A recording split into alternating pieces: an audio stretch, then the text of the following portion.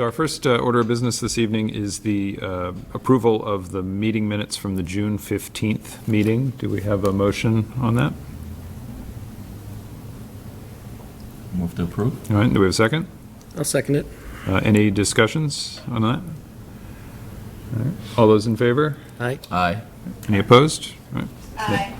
Minutes are approved. All right, we have quite a bit of new business this evening. For those who are not familiar with our process, we have a two-step process with the application, or soliciting the applications. This evening, we are hearing the first step in that process, so you will not be, we will not be rendering any decisions about the merits of any of the applications this evening.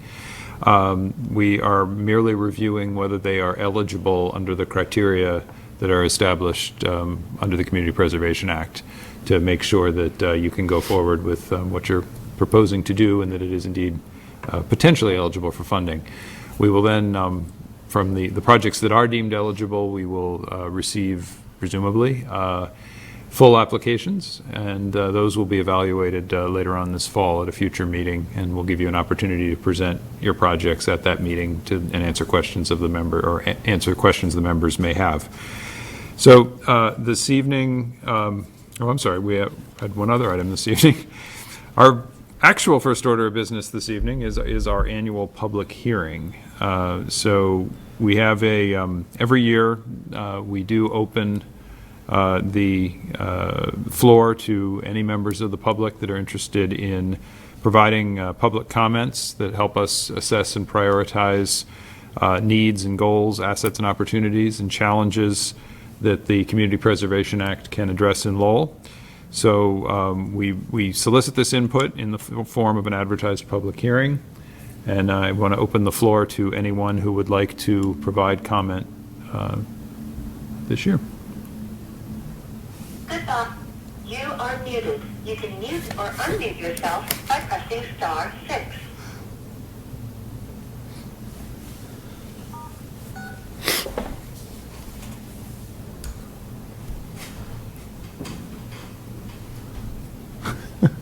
All right. Hearing none, we will move on to the first eligibility application. The first eligibility application this evening is from Mass Mills. This will be for Mass Mills 4. An application has been submitted by Mullins Management Company seeking $1.5 million of CPA funds for a community housing and historic preservation project. The applicant seeks to rehabilitate the historic mill building in the Massachusetts Mills complex and convert the property to 82 affordable units. The applicant is seeking an eligibility determination. Do we have anyone here this evening to speak on behalf of that project?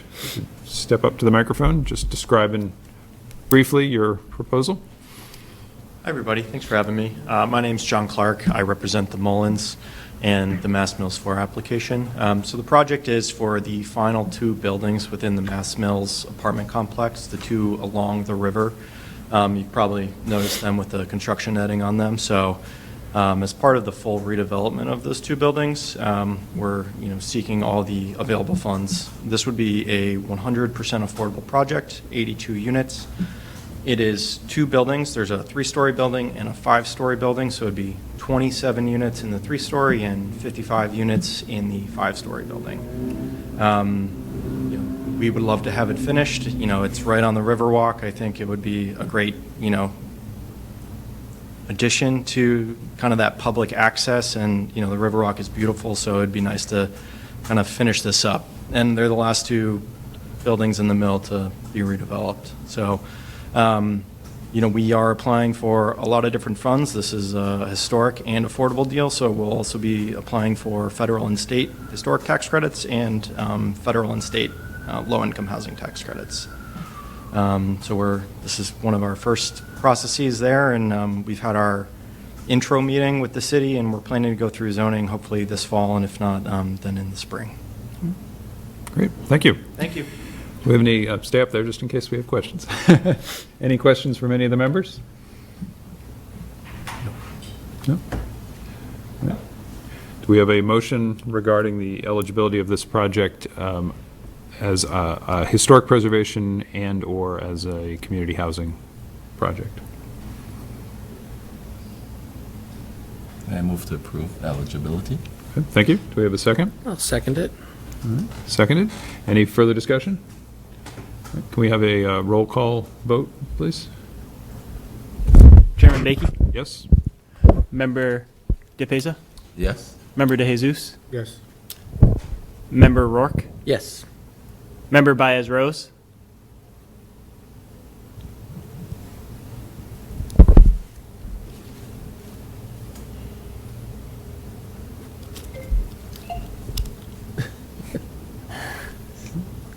See if we- You are unmuted. Try again. Member Baez Rose,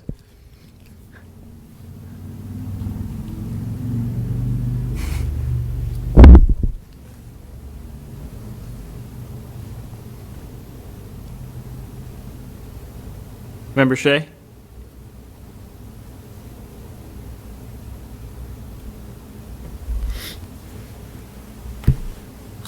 I believe the motion carries since we do have a quorum present, even if we don't have the 5 votes, correct? Okay. All right. So you're deemed eligible. We look forward to your full application. Thank you very much. I would also encourage you and really any of the other, if folks are here representing any of the other historic preservation projects, to also consult with the Lowell Development and Finance Corporation. A couple of years ago, this committee did provide some funding that seeded a loan fund that nowadays low interest actually means something again, that may help provide some additional source of funding. So consider that alongside your application with us as you move forward. We have looked into that, so I think that's something we might take advantage of, especially for that facade restoration. So, Great. Thank you. Thank you, everyone. Thank you. All right, our next proposal is an eligibility application for 150 Middlesex Street. An application has been submitted by Julio C. Rodriguez seeking $1 million of CPA funds for a historic preservation project. The applicant is seeking to rehabilitate the historic Hamilton Schoolhouse and convert the property to a 9-unit residential building. The applicant is currently seeking an eligibility determination. Do we have someone here to speak on behalf of that project? I don't see the applicant, no. Okay. Well, I don't think that prevents us from evaluating the eligibility. We do have the eligibility application, and we've also received comments from the Historic Board Administrator affirming that this building is indeed on the National Register of Historic Places. So do we have a motion regarding its eligibility? Yeah, I move to approve eligibility. Thank you. Do we have a second? Second it. All right. Thank you. Any further discussion? Roll call on that one, please. Chairman Bakey, Yes? Member Baez Rose, Yes. Member DeJesus, Yes. Member DePesa, Yes. Member Rourke, Yes. Member Shea. That motion carries as well. Thank you. Our next next order of business is an eligibility application for the Powers House revitalization project. An application has been submitted by Thomas G. Underwood seeking $190,000 of CPA funds for a historic preservation project. The applicant is seeking to rehabilitate the historic Powers House. The applicant is currently seeking an eligibility determination. Do we have someone here to speak on behalf of that project?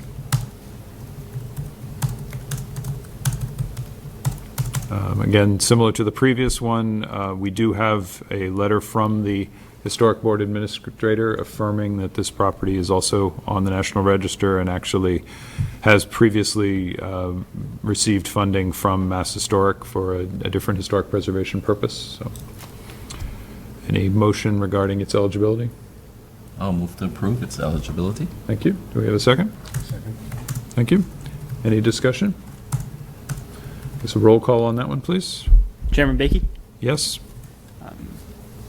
Member Baez Rose, Yes. Member DePesa, Yes. Member DeJesus, Yes. Member Rourke, Yes. All right, that one carries as well. Our next order of business is an eligibility application for Project Vlahos. Hope I'm pronouncing that correctly. Apologize if I'm not. An application has been submitted by 199 Market Street LLC seeking $265,000 of CPA funds for a historic preservation project. The applicant is seeking to rehabilitate the historic property at 199-201 Middlesex or Market Street and convert the property to a mixed-use property. The applicant is currently seeking an eligibility determination. And I see we do have someone here to speak on this one, so Hi, Gregory Lamar Anderson. Born and raised Llewellyn, and with my wife opened up Lowell's Greatest Bookstore, Ella Books, a couple of years ago. Working there, seeing the response from the community really inspired us to see what more we could do. We looked to our right to see a building that was much loved in the past, but had been a bit run down. This is, I think, the Louse building, but I also could be wrong. I don't know. It's a two-story building that had been empty for the first floor, which has been very empty for a while. It was, the second floor was occupied, but it was really not in the greatest of shape. So, working with my brother-in-law, we decided to see what we could do with that. We purchased the building last year, and I'm looking to put in first floor retail and the second floor to market rates places. Part of our push around the Ella Books, and really just a lot of what we've been doing the last couple of years, is giving back to our city and the love that we've had forever and a day from Lowell is what can we do, what are things that we can do. And so, taking this building, renovating it, bringing it back, making a bit more whole that historic corridor that already exists there with the air building where Ella Books is located and across the way to the National Park. So, looking to get support for that. The project itself is right now, it's unlikely to really return value on the investment just purely by itself. It's probably going to end up being about 1.6, 1.7, if not a bit more overall. So we're looking to see if we can get support to really bring this historic property back to its maiden day. Any questions of the property? So thank you. So my question is, you mentioned there how many units? So it's a two-story building. On the second floor, there would be 2 apartments. Okay, got it. First floor is retail. We have a tenant for the first floor, Zelly's Bakery, which is a downtown business person who had worked doing the old culinary. Lost that property, and so we're doing the best we can to keep her here in downtown Lowell. So she signed up to work to rent that first floor as soon as we can get that building ready. any other questions from the board members? This one, we also do have a notice from the Historic Board Administrator affirming that this building also is a contributing structure to the downtown historic district and therefore eligible. One comment to make for actually all the folks who are pursuing historic preservation projects is just that not all work you may do in a historic building is inherently eligible for these particular funds. But it sounds like you're going to be spending somebody else's money as well, so chances are you will have enough eligible work scope to align with what your request is. So, do we have a motion from the board regarding the eligibility of this project? Yes, I move to approve eligibility. All right. Do we have a Second second? Thank you. Any discussion further? All right. Can we have a roll call on that, please? Chairman Bakey, Yes? Member Baez-Rose, Yes. Member DePeza, Yes. Member DeJesus, Yes. Member Rourke. Yes. All right. Thank you. We look forward to your application. Thanks, everyone. Thanks. All right, our next eligibility application is for the Transfiguration Tower Restoration Project. An application has been submitted by the Transfiguration Greek Orthodox Church seeking $400,000 for a historic preservation project. The applicant is seeking to rehab the existing towers at the church. The applicant is currently seeking an eligibility determination. Do we have anybody here to speak on behalf of this project? Yes, Mr. Chairman, my name is Philip Iliopoulos, and I'm on the Parish Council for the Transfiguration Church. Thank you. Do you want to discuss your project a little bit for us? Yeah, Yeah, so just to give you a brief overview, the church is actually going to be celebrating its 100th anniversary this coming April. Started off as a one-story structure, and then in the 50s we built a second story, which included the tower. So it's an older building. We did a building envelope study because we were getting some water leaking in the building several places, and we sort of embarked on a capital project to kind of fix the envelope of the church. So it's about a $1.6 million project, unfortunately.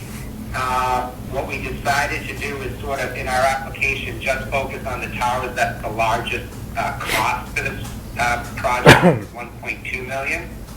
And so we're hoping to be able to raise, maybe 2/3 of that. And so that's why we applied for 400, just to try to get some help, but also, try to do some of it on our own as well. So the 1.2 would be used to restore the two towers on the building. Thank you. There's two perhaps extenuating or unusual circumstances with this one. One, unlike the other properties, this building is not currently listed on the National Register, is my understanding. However, the Lowell Historic Board did take a vote to affirm that this was a significant historic property to Lowell.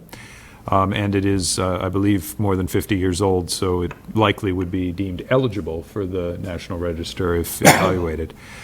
It is also, because it is a religious property, there are even additional restrictions about what these public funds can be used for and what they cannot. But as the board probably recognizes, we have been able to support the non-religious aspects of the exterior envelopes of historic churches in the past. So this would be, I think, likely eligible on that basis, but we would probably not be in a position where we could support anything that was religious iconography or other explicitly religious features of the building, even if they were historic. Do we have any other comments from board members? No, I kept away. Oh, sorry. That's it. Okay. Did you have something? I'm sorry. Did you have something else you wanted to share?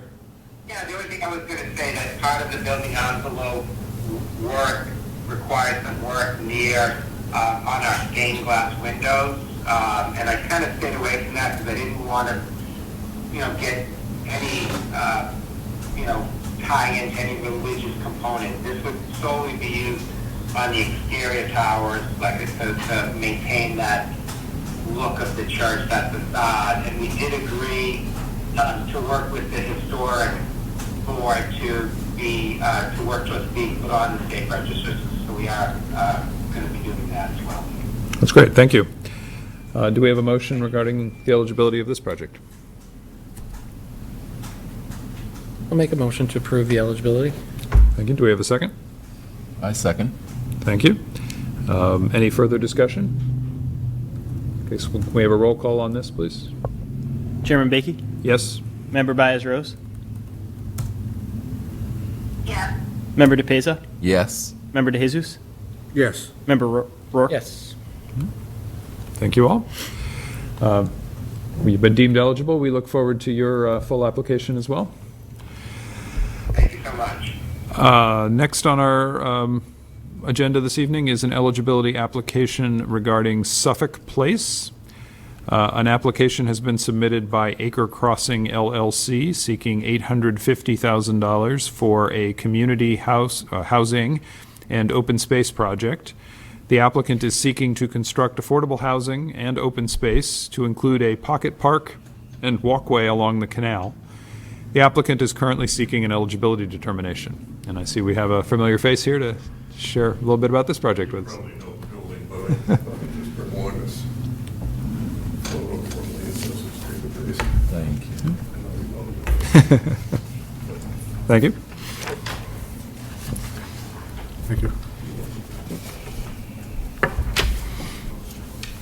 Depressing picture with snow in it. Come on.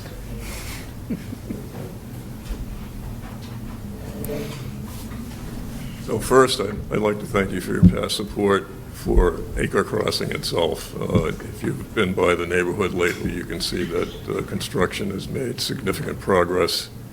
The housing portion of that development should be finished sometime in April of 2024. So we're now working with Chapper and Mass Housing on setting the purchase prices.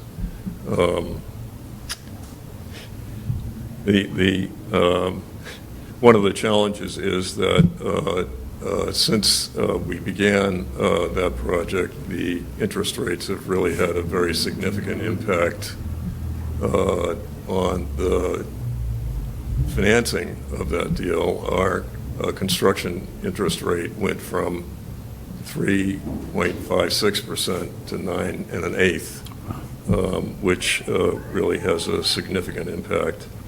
And the increase in mortgage rates will have a substantial impact on pricing. And you may recall we sought an amendment to have all 32 units eligible for the award that you made at 100% of AMI. And those are the reasons why. Without those changes, I don't want to think about it. So the same group has put 408 Suffolk Street under agreement. They've the building, as you can tell, is quite aged. It was built according to the Assessors Database in 1925, so it's nearly 100 years old. As you look at it, it sort of consists of, well, 3 separate uses, or past uses. One is the Kentuckas's bar that has been closed for, oh gosh, I'm not really sure how many years, but I'm going to say at least half a dozen rather. And then there is the actual convenience store on the corner of Suffolk and Market Streets. And then next to that, in the same building, there's a barber shop, and then there's another vacant structure next to that. The plan at this point is to replicate to some degree what we did at Acre Crossing on the residential piece. A little bit of a difference in the configuration of the units. Acre Crossing consists of 2 and 3 bedroom units. This building we propose would have 33 units in total, 31 bedroom units and 3 twos, along with 8,000 square feet of commercial space on the first floor. It's not historic preservation by any means. Part of what we'd be looking to do is demolish the existing buildings in order to accommodate the site prepare the site for new construction. And the open space part of it comes to a preliminary kind of idea about whether or not it would make sense to close Suffolk Street, like obviously at the expense of the parking spaces that are there, but to create a park that would also hopefully take advantage of the canal that's next to it, the canal portion that's next to it, and hopefully encourage some beautification of the canal in order to enhance that as a community asset. There is a residential building at the very end of Suffolk Street at Merrimack, and our proposal would be to leave that portion open to allow the homeowner access to their driveway and parking garage. So why CPA and why the $850,000 request? Again, given all the challenges, one of the other challenges that we're facing is that the purchase price for this site is higher than the original, than the purchase price for the 32 units at Acre Crossing. The land cost there was $645,000 for the 32 units, which comes to $20,150 a unit, well within the affordable range for what we're trying to do. In this case, the acquisition prices, and aside from the real estate itself, obviously the seller is giving up their business and assigning some value to that. And in total, the acquisition price comes to approximately $1.5 million. So for that 33 units, that's a little over $45,000 a unit. So that delta between the feasible costs that we paid for phase one and what we're forced to pay for, in this case, is about $45,000 a unit. So the total delta is $850,000, thus the request for funding to assist with offsetting that extra burden, if you will. Thank you. Any questions from the members for the applicant? Do we have a motion regarding the eligibility here? And again, this one is not a historic preservation project. This is It's for listed that way. community housing and open space. Yeah, I would move to approve the eligibility. Okay, do we have a second? All right, thank you. Any further discussion? Second. The All right, lathe. any further discussion? All right, guess a roll call, please. Chairman Bakey, Yes. Member Baez-Rose, Yes. Member DePesa, Yes. Member DeJesus, Yes. Member Rourke, Yes.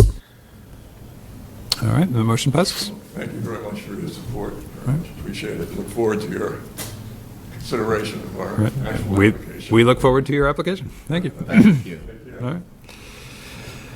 All right, our next order of business this evening is the Community Preservation Coalition dues. Folks will recall that every year we have to vote to authorize the use of a modest amount of the community preservation funding to pay the city's dues to the Community Preservation Coalition. This group provides technical assistance and outreach on behalf of local community preservation committees.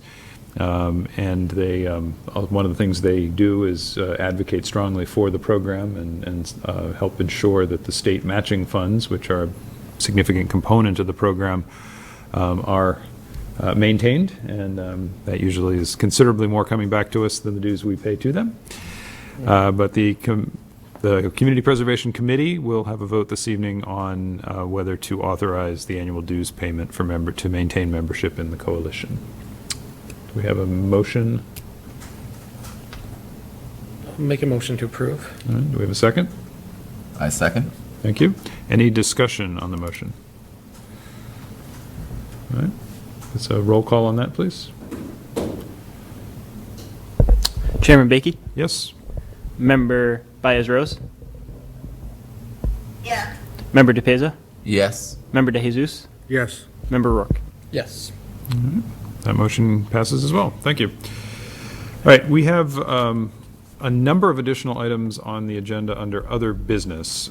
We have, I think it's, 8 or 9 continuation or extension requests for projects that we had previously agreed to fund, but they all had sunsets on their agreement, their funding agreements, and for a variety of reasons, these projects are still working through various aspects of their agreements.